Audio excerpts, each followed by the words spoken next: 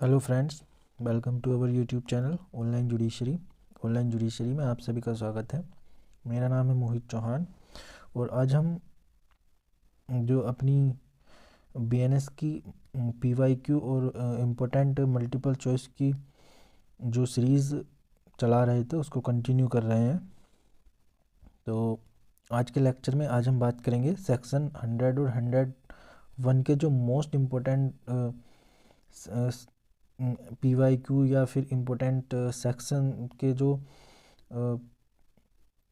MCQ हैं उनको आज हम बात करेंगे। तो अगर आप चैनल पर नए हैं तो चैनल को सब्सक्राइब कर सकते हैं और वीडियो को लाइक कर सकते हैं। और अगर आप इस लेक्चर की अगर आप पीडीएफ चाहते हैं तो आप हमारे इस टेलीग्राम चैनल को स्कैन करके वहाँ से ये ले सकते हैं। तो चलिए शुरू करते हैं बिना किसी देरी के अपने पहले क्वेश्चन के साथ। ये है हमारा first question. Offence affecting human body are provided under which of the following chapter of BNS. मतलब जो हमारा human body offence affecting human body का जो जिसके अंदर ह्यूमन बॉडी के अगेंस्ट कोई ऑफेंस करता है तो उसके अंदर डिफाइन किए गए हैं, तो वो कौन सा चैप्टर है बताइए। चैप्टर 7, 9, 10 या फिर 6। तो इसका जो राइट आंसर है वो है हमारा option number D, chapter number 6 हमारा इसका राइट आंसर है, जिसके अंदर ऑफेंस अफेक्टिंग ह्यूमन बॉडी के बारे में जो है डिफाइन किए गए हैं, जो कि है हमारा ये चैप्टर हमारा सेक्शन 100 से 146 तक इसकी रेंज है, चैप्टर नंबर 6 की। नेक्स्ट क्वेश्चन पर चलते हैं। Question number 2, which of the following provision of BNS defines culpable homicide. Culpable homicide जो है वो कहाँ पर डिफाइन किया गया है बीएनएस में। 102, 103, 101 और 100 कौन से सेक्शन में जो है हमारा कल्पेबल होमोसाइड को डिफाइन किया गया है बताइए। तो इसका जो राइट आंसर है वो है हमारा ऑप्शन नंबर डी, सेक्शन 100 के अंदर जो है वो कल्पेबल होमोसाइड के बारे में जो है वो डिफाइन किया गया है। नेक्स्ट क्वेश्चन पर चलते हैं। Question number 3, which of the following pairs और section of BNS pertains to culpable homicide and murder. Culpable homicide और मर्डर को कहाँ पर दिए बताया गया है, कौन से सेक्शन है। 100 एंड 104, 101, 102, 100 एंड 101 बताइए। या फिर नन ऑफ एबव कौन से सेक्शन में जो है वो हमारा कल्पेबल होमोसाइड डिफाइन है और कौन से सेक्शन में हमारा मर्डर डिफाइन है। तो इसका जो राइट आंसर है वो है हमारा ऑप्शन नंबर सी, 100 के अंदर जो है वो हमारा कल्पेबल होमोसाइड डिफाइन है और मर्डर जो है वो हमारा 101 के अंदर डिफाइन है। पहले जो था आईपीसी के अंदर ये 299 के अंदर डिफाइन था और ये 300 के अंदर डिफाइन था। ये है आईपीसी के सेक्शंस, आईपीसी, और ये है हमारे बीएनएस के सेक्शन। नेक्स्ट क्वेश्चन पर चलते हैं। Question number 4, culpable homicide means. Culpable homicide का मतलब क्या है। गैर इरादतन हत्या का अर्थ क्या है। Attempt to cause death, B option है हमारा कॉज डेथ इंटेंशनली, मतलब जानबूझकर मौत कर देना। 4 कॉजिंग ग्रीवियस इंजरी, उसको ऐसी घोर उपहतिकारित कर देना या फिर चोट पहुंचा देना। डी है हमारा causing injury which is likely to cause death, मतलब ऐसी चोट पहुंचा देना जिससे कि उसकी डेथ हो जाए। बताइए इसका क्या ऑप्शन है, क्या आंसर है इसका। इसके अंदर एक कैच है। तो इसका जो राइट आंसर है क्वेश्चन नंबर 4 का वो है हमारा option number B, causing death intentionally. अब देखिए इसका जो डी ऑप्शन है वो भी हमें सिमिलर लग सकता है, जो हमारे कल्पेबल होमोसाइड के बारे में जो डिफाइन करता है सेक्शन 100, उसके अंदर जो इंग्रेडिएंट्स है उसके जो थर्ड पार्ट है उसके सेकंड पार्ट है कॉजिंग इंजरी वाला, उसके अंदर भी ये दिया गया है। लेकिन इसके अंदर क्या कैच है, इसके अंदर जो है हमें इंजरी तो दी गई है लेकिन इंजरी कहाँ दी गई है। उस जो 100 के अंदर डिफाइन करता है वो बॉडी को इंजरी पहुंचाने की बात करता है, कि हमने ऐसी इंजरी बॉडी को पहुंचाई कि जिससे उसकी डेथ होना अधिक संभाव्य हो गया।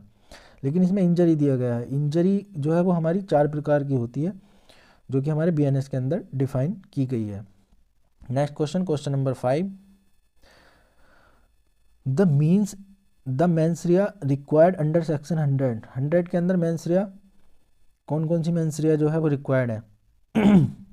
इंटेंशन और नॉलेज, इंटेंशन और नेग्लिजेंस की, इंटेंशन और रेकलेसनेस की, या नेग्लिजेंस और मेलिस की। बताइए कौन सी जो सेक्शन 100 के अंदर जो है वो हमारी इंटेंशन दी गई है। तो इसके अंदर जो है वो हमारा इसका राइट आंसर है इंटेंशन और नॉलेज। ऑप्शन नंबर ए हमारा राइट आंसर है। इंटेंशन हो या फिर उसकी इंटेंशन हो उसे कि उसकी डेथ कॉज कर जाए, या फिर किसी व्यक्ति की नॉलेज हो कि वो उसको ऐसी चोट पहुंचा रहा है कि उसकी मौत होना तय है, उसकी जो हत्या है वो हो ही जाएगी। तो हमारे 2 प्रकार की इंटेंशन की बात करता है। Question number 6, culpable homicide is causing death. Culpable homicide जो है वो डेथ कब बन जाती है? With the intention of causing such bodily injury, मैंने बताया था ना, such bodily injury as likely to cause death, मतलब ऐसी बॉडीली इंजरी कॉज कर देना कि उसकी मौत होना तय है। विद द नॉलेज, उसको यह नॉलेज थी that by such act death is likely to cause, मतलब कि उसकी मौत हो ही जाएगी। With the intention of causing death, मतलब ये उसका हत्या करने का जो है उसका इरादा था, उसकी इंटेंशन ही ऐसी थी कि उसको मारना है, या फिर ऑल ऑफ द अबव। क्या इसका राइट आंसर है? इसका जो राइट आंसर है वो है हमारा ऑप्शन नंबर डी, इसका राइट आंसर होगा। देखिए तीनों ही हमारी सेक्शन 100 के अंदर जो है ये दिए गए हैं, इंटेंशन जो है उस इंग्रेडिएंट्स हैं सेक्शन 100 के। Next question, question number 7, J a priest beats a boy. J जो है वो एक पुजारी है, एक लड़के को पीट रहा है for curing him from evil spirit, मतलब कोई आत्मा उसके अंदर घुस गई है ये बता करके एक लड़के को पीट रहा है, और जे जो है वो उस लड़के को इतना पीटता है कि उसकी मृत्यु हो जाती है। तो जे ने कौन सा अपराध कारित किया, किस लिए लायबल होगा? Not liable for any offence, मतलब वो किसी भी अपराध के लिए जो है वो लायबल नहीं होगा। ये लायबल फॉर कल्पेबल होमोसाइड के लिए लायबल होगा, या फिर entitle to the defence of good faith, उसको गुड फेथ का डिफेंस मिलेगा। इसके अंदर कहीं गुड फेथ का डिफेंस है कि उसने गुड फेथ में ये कार्य कर रहा है कि उसको पीट रहा है, या फिर liable for attempt to murder, मतलब हत्या का प्रयास करने के लिए उसको लायबल किया जाएगा। बताइए क्या आंसर होगा इसका?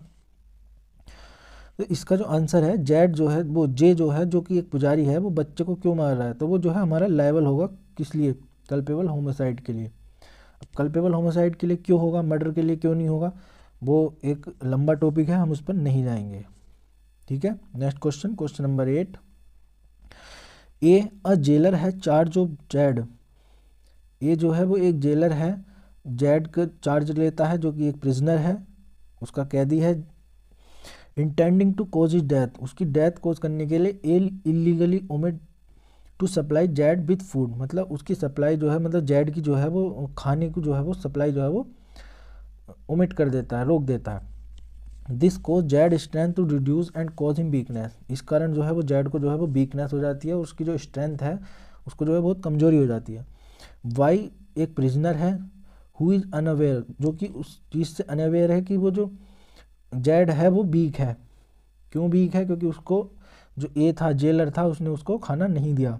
Gets into a fight with Z, Z से उसकी लड़ाई होती है बाई की, और उस लड़ाई में जो है वो जेड की जो है वो मृत्यु हो जाती है। विच मे नॉट हैव हैपन, अगर जेड को जो है खाना अगर टाइम पर मिल रहा होता तो उसकी मृत्यु नहीं होती। कीपिंग सेक्शन 37 एंड 300, ये हमारे आईपीसी के सेक्शन है। सेक्शन 37 और 300 जो है वो हमारा कल्पेबल होमोसाइड की बात करता है, और सेक्शन 37 जो है वो हमारा कॉमन उसकी बात करता है, मिलकर के कार्य करने वालों की। तो the code in mind which of the following is true, तो इसके अंदर क्या ट्रू होगा? A and B have both committed murder, A और बाई ने जो है वो मर्डर किया है। क्या ए और बाई ने जो है मिलकर के मर्डर किया है? A has committed attempt to murder and B has committed culpable homicide, A ने जो है वो अटेम्प्ट टू मर्डर किया है और बाई जो है कल्पेबल होमोसाइड किया है। Culpable homicide not amounting to murder, ये कल्पेबल होमोसाइड की कैटेगरी में ही आता है, not amounting to murder. A has committed attempt to murder and Y has committed murder, A ने जो है वो मर्डर करने का अटैम्प्ट किया है और बाई ने जो मर्डर कर दिया। A not guilty of any offence, A जो है वो किसी ऑफेंस को करने के लिए गिल्टी नहीं है। और B has committed culpable homicide not amounting to murder, मतलब बाई जो है ने जो है कोई अमाउंटिंग टू मर्डर नहीं किया है। बताइए इसका जो राइट आंसर है 8 का वो है हमारा बी। ए ने जो है वो अटैम्प्ट टू मर्डर किया है क्योंकि उसने उसको खाना प्रोवाइड नहीं किया जो उसकी ड्यूटी थी, तो उसने अटैम्प्ट किया मारने का। लेकिन बाई ने जो है उसको मारने के लिए नहीं, इसलिए नहीं लड़ा था कि उसको मार देना है, इतनी उसकी वो नहीं थी, लेकिन हत्या तो हुई है, तो उसने कल्पेबल होमोसाइड किया है, जो कि मर्डर की कैटेगरी के अंदर बिल्कुल नहीं आता है। Next question number 9, under which one of the following provision of the BNS causing death of child in the mother's womb is not homicide. बताइए कहाँ पर दिया गया है, BNS के किस प्रावधान में किस एक के तहत माँ के गर्भ में बच्चे की अगर मृत्यु हो जाती है तो वो हत्या नहीं माना जाता, तो वो कहाँ पर दिया गया है, कौन से सेक्शन 100 के कौन से एक्सप्लेनेशन में दिया गया है। सेक्शन 100 के 3 एक्सप्लेनेशन है, 1, 2 एंड 3। तो इस कौन से सेक्शन एक्सप्लेनेशन में इसकी बात की गई है कि माँ के गर्भ के अंदर अगर बच्चे की मृत्यु हो जाती है तो वो कल्पेबल होमोसाइड की कैटेगरी के अंदर नहीं आएगा। तो इसका जो राइट आंसर है वो है हमारा सी, एक्सप्लेनेशन नंबर 3 के अंदर इसकी बात की गई है। Next question number 10, where death is caused by bodily injury, the person who causes such bodily injury shall be deemed to have caused the death, although by restoring to proper remedies and skillful treatment the death might have been prevented, provision is given under। देखिए किसी की जो है वो मौत हो जाती है किस कारण से कि उसको जो है प्रॉपर ट्रीटमेंट नहीं दिया गया, मतलब टाइम पर उसको ट्रीटमेंट दिया जाता तो उसकी मौत नहीं होती, उसकी जो है मृत्यु कारित नहीं होती, लेकिन उसको प्रॉपर ट्रीटमेंट नहीं दिया गया लेकिन मृत्यु तो उसकी हो गई। तो ये कौन से एक्सप्लेनेशन के अंदर है, 1, 2 और 3, बताइए कौन से एक्सप्लेनेशन के अंदर कवर्ड है। तो इसका जो राइट आंसर है वो है हमारा बी, एक्सप्लेनेशन नंबर 2 हमारा इसकी बात करता है कि अगर ऐसा भी हो जाता है कि किसी की जो मृत्यु है वो इस कारण से हो जाती है कि उसको स्किलफुल ट्रीटमेंट नहीं दिया गया, तब भी वो इस कल्पेबल होमोसाइड की कैटेगरी के अंदर आएगा। Question number 11, murder is defined, murder कहाँ पर डिफाइन किया गया है, 100, 101, 102, 103, बताइए कहाँ डिफाइन किया गया है। इसका जो राइट आंसर है वो है हमारा ऑप्शन नंबर बी, 101 के अंदर जो है वो हमारा मर्डर को डिफाइन किया गया है, जो कि पहले हमारा 300 के अंदर था। कहाँ, आईपीसी में 300 सेक्शन नंबर 300 के अंदर जो है मर्डर की डेफिनेशन दी गई थी, जो कि अब BNS के अंदर 101 के अंदर पहुंच गई है। Next question number 12, how many circumstances have been enumerated under section 101 of the BNS under which culpable homicide in murder, ये क्या था, हाउ मैनी सर्कमस्टेंसेज। अच्छा, ये जो सेक्शन 100 के अंदर जो है वो हमारा मर्डर की डेफिनेशन दी गई है, तो इसके अंदर ये बात कर रहा है कि कल्पेबल होमोसाइड जो है वो मर्डर होता है। देखिए सबसे पहले आप ये समझिए कि एक कल्पेबल होमोसाइड एक बहुत बड़ी चीज़ है, उस कल्पेबल होमोसाइड के अंदर मर्डर जो है वो एक छोटी कैटेगरी के अंदर आता है मर्डर। तो ये हमारा मर्डर है और ये हमारे कल्पेबल होमोसाइड। अगर इतने सारे कल्पेबल होमोसाइड होंगे तब उनके अंदर जो है ये मर्डर जो है वो हमारा इस कैटेगरी, बस इतने ही कल्पेबल होमोसाइड हमारे मर्डर की कैटेगरी में जा सकते हैं, जो कि हमारे सर्कमस्टेंसेस दिए गए हैं वो हमारे सेक्शन 101 के अंदर दिए गए हैं। तो कितने जो सर्कमस्टेंसेस दिए गए हैं कि जो कल्पेबल होमोसाइड है वो मर्डर हो जाएंगे, वो कितने दिए गए हैं, 2, 3, 4 या 5, कितने सर्कमस्टेंसेस दिए गए हैं। तो जो हमारे सर्कमस्टेंसेस दिए गए हैं इसका जो राइट आंसर है क्वेश्चन नंबर 12 का वो है हमारा 4, ऑप्शन नंबर सी। 4 प्रकार के जो है वो हमारे सर्कमस्टेंसेस 101 के अंदर दिए गए हैं, जो कि कल्पेबल होमोसाइड से मर्डर को बनाते हैं। ठीक है, कि 4 टाइप के अगर कोई कल्पेबल होमोसाइड होगा तो वो मर्डर की कैटेगरी के अंदर पहुंच जाएगा। Next question number 13, when the injury is intentional and sufficient to cause death in the ordinary course of nature and death follow the offence is, बताइए कौन सा ऑफेंस होगा? Attempt to murder, culpable homicide, not amounting to murder, murder या फिर गिवियसर्ड। मतलब intentionally किसी को इतनी इंजरी दी जा रही है कि किसी की उसकी मौत होने के लिए सफिशिएंट है, इतनी इंजरी उसको दी जा रही है बॉडी की, तो कौन सा ऑफेंस होगा इसके अंदर? इसके अंदर जो है हमारा, इसका जो राइट आंसर है वो है हमारा murder, option number C, murder कारित करेगा, क्योंकि उसको ऐसी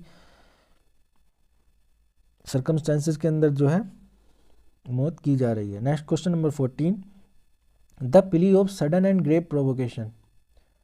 देखिए जो मर्डर की डेफिनेशन दी गई है सेक्शन 101 में, उसके अंदर हमारे 5 एक्सेप्शन दिए गए हैं।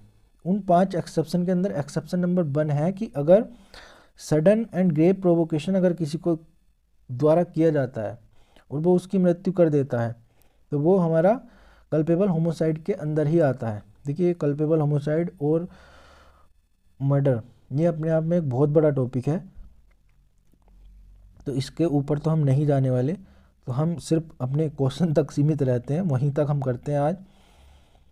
बताइए, तो सडन एंड ग्रेव प्रोवोकेशन जो है वो क्वेश्चन ऑफ लॉ होगा, क्वेश्चन ऑफ फैक्ट होगा, या फिर मिक्स्ड क्वेश्चन होगा, या फिर प्रिजम्पशन मान लिया जाएगा लॉ के अंदर?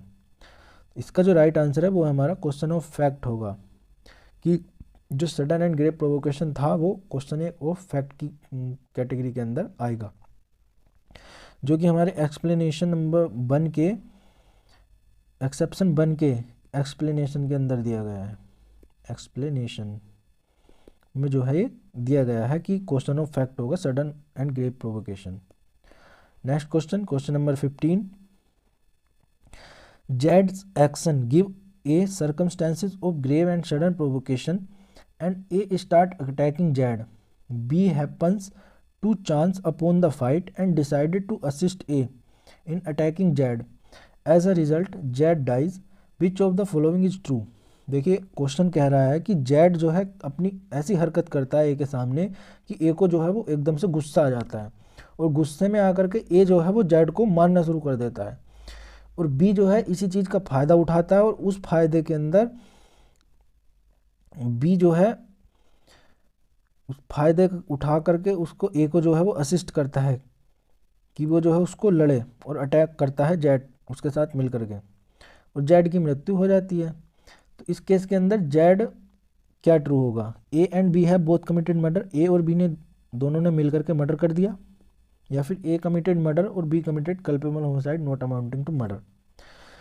ए ने मर्डर करा और बी ने कल्पेबल होमोसाइड किया, A and B both committed culpable homicide, A has committed culpable homicide not amounting to murder and B has committed murder. Not amounting to murder का मतलब है सिर्फ कल्पेबल होमोसाइड तक समझो आप, कि ऐसा कल्पेबल होमोसाइड जो कि मर्डर नहीं बना, ठीक है, तो कल्पेबल होमोसाइड रहा, तो सिर्फ डायरेक्ट आप कल्पेबल होमोसाइड ही समझिए। इसका राइट आंसर बताइए।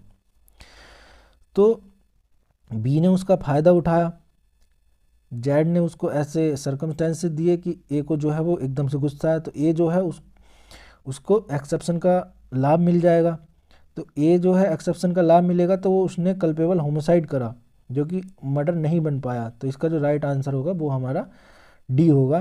तो ए ने जो है वो कल्पेबल होमोसाइड किया और बी ने जो है वो मर्डर करा, क्योंकि बी ने उसका फ़ायदा उठाया, बी को पता था कि ये इसका मर्डर कर देगा, इसकी हत्या कारित कर देगा। Next question number 16, the case of K M Nanavati versus state of Maharashtra related to. K M Nanavati versus state of Maharashtra किस चीज़ से रिलेटेड है?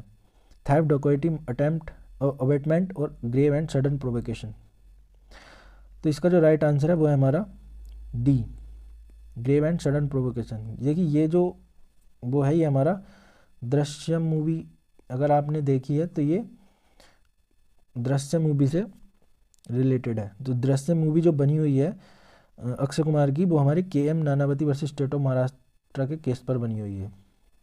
Next question, question number 17, in the context of exception of grave and sudden provocation which of the following is correct. जो exception है grave and sudden provocation का, वो उसका भी एक जो है उसके अंदर भी जो है एक तो एक्सेप्शन, उसके भी एक्सेप्शन है उसके अंदर, तो वो क्या है, provocation should voluntarily not be provoked by the offender. मतलब प्रोवोकेशन जो है वो वॉलंटरली था और ऑफेंडर के द्वारा जो है वो प्रोवोक नहीं किया गया था। Lawful exercise of right of private defence does not give the provocation. अगर कोई लॉफुल तरीके से अपना right of private defence use कर रहा है तो वो जो है प्रोवोकेशन के अंदर नहीं माना जाएगा। Lawful exercise of power of by public servant, अगर पब्लिक सर्वेंट अपनी पावर को जो है वो लॉफुल तरीके से यूज कर रहा है तो वो भी प्रोवोकेशन के अंदर कैटेगरी के अंदर नहीं आएगा। या फिर ऑल ऑफ द अबव। तो इसका जो राइट आंसर है वो हमारा ऑल ऑफ द अबव। जो सेक्शन 101 के जो एक्सेप्शन दिए गए हैं उसके भी पहले एक्सेप्शन, जो सडन ग्रेव एंड प्रोवोकेशन का पहला एक्सेप्शन दिया गया उसके भी एक्सेप्शन है 3, तो वो 3 एक्सेप्शन यही है, इनको याद रखिएगा। नेक्स्ट क्वेश्चन, क्वेश्चन नंबर 18,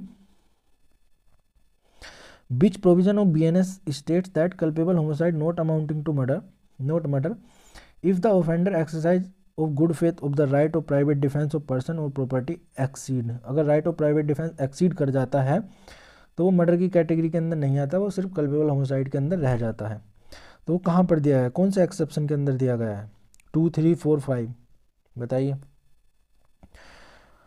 इसका जो राइट आंसर है वो है हमारा ए।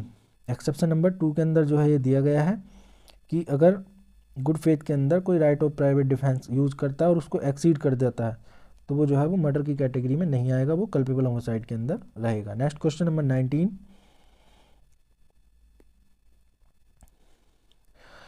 which provision of BNS that culpable homicide not amounting to murder if the offender being a public servant। अगर पब्लिक सर्वेंट अपना लॉफुल तरीके से यूज कर रहा है अपनी ड्यूटी को और वो अपनी पावर को एक्सीड कर देता है, give to him by law and causes death by doing an act in good faith believes to be lawful and necessary for due discharge of his duty as such public servant and without ill will toward the person whose death is caused। अगर death कोज हो जाती है तो वो कहाँ पर जो है वो मर्डर की कैटेगरी में नहीं आएगा, वो सिर्फ कल्पेबल होमिसाइड की कैटेगरी के अंदर रहेगा। इसका जो राइट आंसर है उसका एक्सेप्शन है 3। एक्सेप्शन 3 के अंदर जो है वो पब्लिक सर्वेंट की बात करता है। Next question, question number 20, which provision of BNS states that culpable homicide not murder if it is committed without premeditation in the sudden fight। अगर सडन फाइट हो जाती है और बिना किसी सोच विचार के अचानक से अगर लड़ाई हो जाती है उसमें अगर किसी की मृत्यु हो जाती है तो वो कौन से एक्सेप्शन के अंदर सिर्फ कल्पेबल होमिसाइड ही रह जाता है, मर्डर नहीं हो पाता है, बताइए। 1, 2, 4, 5। इसका जो राइट आंसर है वो है हमारा सी, एक्सेप्शन नंबर 4 के अंदर जो है ये बात करता है। Next question, question number 21, A appears as a witness before judge, a magistrate. Judge says that he does not believe a word of A's deposition and that A has perjured himself. A is moved to sudden passion by these words and kills judge. What is offense has committed by A? देखिए A है, A का witness हो रहा था जज के सामने। जज जो है वो हमारे मजिस्ट्रेट साहब है, मजिस्ट्रेट साहब के सामने जो है हमारे उसके जो है एविडेंस रिकॉर्ड हो रहे थे। तो मजिस्ट्रेट जज जो है वो बोलते हैं ऐसे कि मैं तेरी एक भी बात पर सहमत नहीं हूँ, मैं इसकी एक भी बात पर को जो है वो सही नहीं मानता। इसी बात पर जो है ये जो है को इतना गुस्सा आ जाता है कि वो मजिस्ट्रेट साहब की जो है वो मार देता है। तो उसने क्या किया, ग्रेव एंड सडन प्रोवोकेशन का उसको बेनिफिट मिलेगा, मर्डर है, कल्पेबल होमिसाइड है, क्या है। इसका जो राइट आंसर है वो है हमारा मर्डर, उसने मर्डर किया है क्योंकि जज साहब जो है वो अपना पब्लिक ड्यूटी फॉलो कर रहे थे, उन्होंने कोई एक्सीड नहीं की थी अपनी duty. Question number 22, A with intent to murder administered a fatal dose of poison to Z and then while Z was still alive A stranger B without A's knowledge attacked Z and shot him dead. बताइए क्या इसमें सही है। ये इसका मतलब है ए जो है जैड की मृत्यु करने के लिए उसको जो है वो धीरे धीरे पॉइजन देता है, लेकिन जैड जो है फिर भी जिंदा बच जाता है। फिर ए बी आता है जो कि ए से कभी नहीं मिला, उसको कोई नॉलेज नहीं है कि इसने इसको जहर भी दे रखा है, और बी जेड को जो है वो मार देता है, उसको जो है वो मार देता है। तो इसके अंदर हमें ये बताना है कि कौन किसकी क्या लाइबिलिटी होगी ए की और जेड की, नहीं ए की और बी की, जेड को मारने पर। A and B both guilty murder, A और बी ने मर्डर किया एक साथ मिलकर, क्या मर्डर किया? नहीं किया।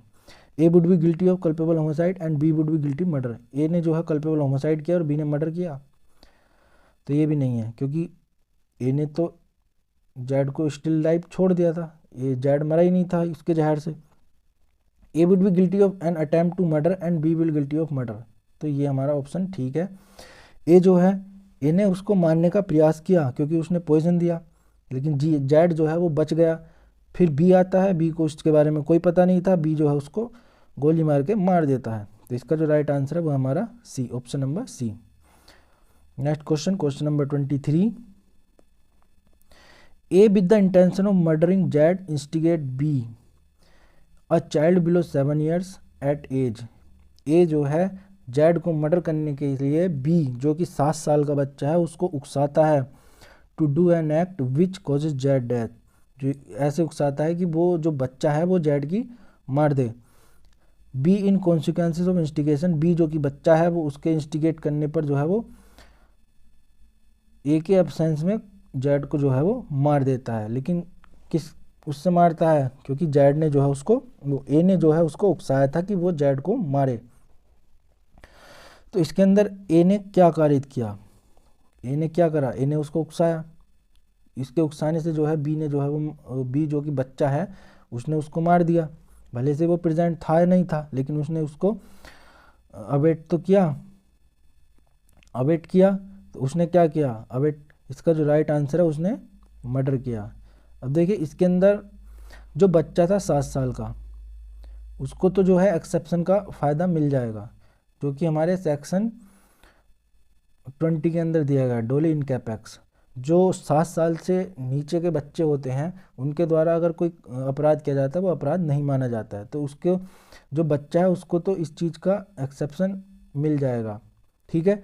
लेकिन जो ए है जिसने उसको इंस्टिगेट किया था उसको फ़ायदा नहीं मिलेगा, ठीक है। तो इसको जो है हम सेक्शन 49 के साथ हम रीड करेंगे, जिसके अंदर जो है वो ये बताया गया है कि अगर अवेटमेंट की कहीं कोई उस ऐसे अपराध का अवेटमेंट किया गया है जिसका जो है कोई सेक्शन नहीं दिया गया है, तो उसकी जो पनिशमेंट मिलेगी वो उतनी ही मिलेगी जितनी की उस ऑफेंस की है। तो उसने क्या, किस चीज़ का इंस्टिगेट किया था? उसने उसको मारने के लिए इंस्टिगेट किया था, मतलब उसको मारने का, कि वो बच्चा जो है उसको मारे, तो उसको जो पनिशमेंट मिलेगी वो मर्डर की ही मिलेगी, ठीक है। Next question, question number 24। Z strikes B, B is by this provocation excited to violent rage, a bystander intending to take advantage of B's rage and to cause him to kill Jad puts a knife into B's hand for that purpose. B kills Jad with the knife. The offense A is guilty of. इसके अंदर भी यही हो रहा है, Z को जो है बी, जेड जो है बी को जो है उकसाता है, और उस उकसाने के उसमें बी को जो है वो, जेड जो है वो बी को उकसाता है, और उकसाने में बी जो है उसको जेड को मारने लगता है। लेकिन जो बी था, नहीं जो ए था, जो बाई स्टैंडर्ड था, मतलब कोई तीसरा आदमी आया और इन दोनों के बीच में मज़े लेने के लिए उसने क्या किया? उसने बी के हाथ में चाकू दे दिया, और बी के हाथ में जब उसने चाकू दे दिया तो बी तो गुस्से में था, उसने जेड को मार दिया। तो इसके अंदर हमें बताना है कि जो ए था उसकी, उसको क्या, उसको पनिशमेंट क्या मिलेगा। ए कौन था? जिसने उसके हाथ में चाकू दिया, जिसने उस चीज़ का फ़ायदा उठाया।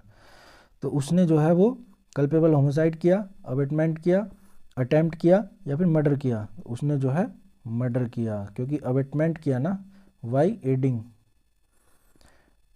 अवेटमेंट हमारा 3 टाइप से किया जाता है, ठीक है। तो इसके अंदर जो कैटेगरी है, एड करके, किसी को एड करके भी हम अवेट करते हैं। तो तो इसको जो है मर्डर की पनिशमेंट मिलेगी। Next question, question number 25, give the correct response. All murders are culpable homicide but not vice वर्सा।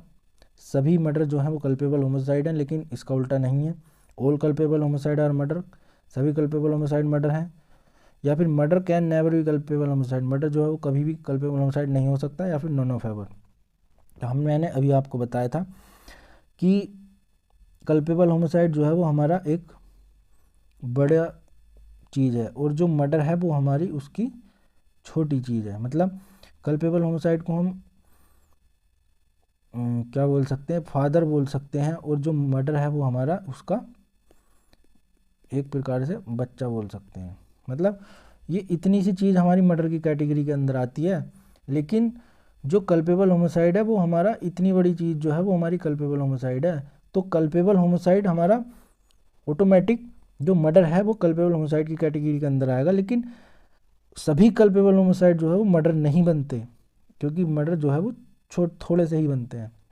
तो इसका जो राइट आंसर है वो है हमारा option number A, all murders are culpable homicide but not vice versa. ठीक है, इसका आंसर ए होगा। तो आज के ये हमारा लास्ट क्वेश्चन था। तो अगर आपको ये जो लेक्चर है अगर पसंद आया हो, ये क्वेश्चन अच्छे लगे हों, तो आप चैनल को सब्सक्राइब कर सकते हैं और वीडियो को लाइक कर सकते हैं। और अगर आप इसकी PDF चाहते हैं इस लेक्चर की, तो आप इस टेलीग्राम चैनल को स्कैन करके इसकी PDF ले सकते हैं हमारे टेलीग्राम चैनल से। और अगर किसी भी लीगल जानकारी को अगर आप चाहते हैं तो हमारे इस टेलीग्राम चैनल पर मैसेज कर सकते हैं।